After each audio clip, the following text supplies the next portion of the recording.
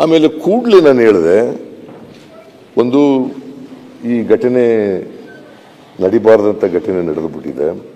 11 ಜನ ಅಮಾಯಕ ಯುವಕ ಯುವತಿಯರು ಸತ್ತೋಗಿದ್ದಾರೆ.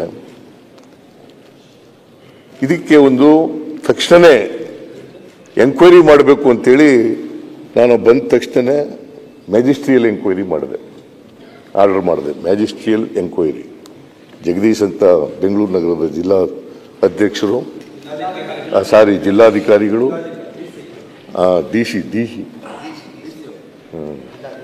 Thank you for the correction.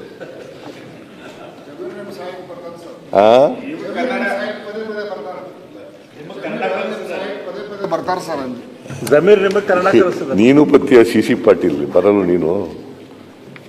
ನನಗೆ ತೊಂದರೆ ಆದಾಗ ನಾನು ಸಹಾಯಕ್ಕೆ ಬರಲ್ವಾ? ಮತ್ತೆ ಹಾಗೇನೆ ಅವರು ಬರ್ತಾರೆ ಪಾಪ. ಆಶಾರಂದ್ರ ಜಮೀರ್ ಅವರು ಕನ್ನಡ ನಿಮಗೆ ಕಲಿಸ್ತಾ ಇದ್ದಾರೆ.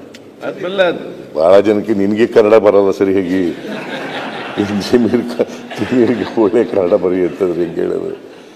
ಈಗ ಕನ್ನಡ ನಾವೆಲ್ಲ ಮಾತೃಭಾಷೆ ಕನ್ನಡ ಅಲ್ವಾ? ನಿಮ್ಮ ಫಾದರು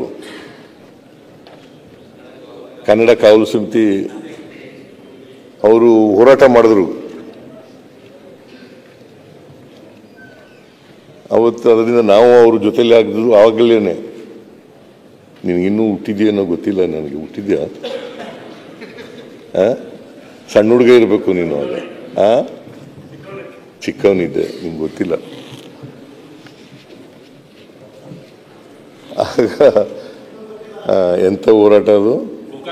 ಗೋಕಾಕ್ ಚಳುವಳಿನಲ್ಲಿ ನಿಮ್ಮ ಫಾದರು ನಾವು ಒಟ್ಟಿಗೆ ಗೋಕಾಕ್ ಚಳುವಳಿನಲ್ಲಿ ಭಾಗವಹಿಸಿದ್ದು. ನಿಮ್ಮ ಫಾದರ್ MLA ಆಗೋದಕ್ಕಿಂತ ಮುಂಚಿತವಾಗಿ. ಅದೇನೇ ಇರಲಿ, ಈಗ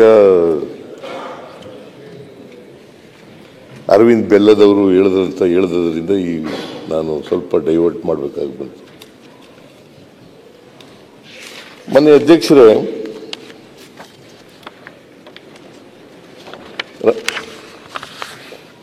ಇವರು ಸುರೇಶ್ ಕುಮಾರ್ ಅವರು ಸರ್ಕಾರನ ಅಬೆಟ್ಟರ್ ಅಂತ ಕರೆದಿದ್ದಾರೆ.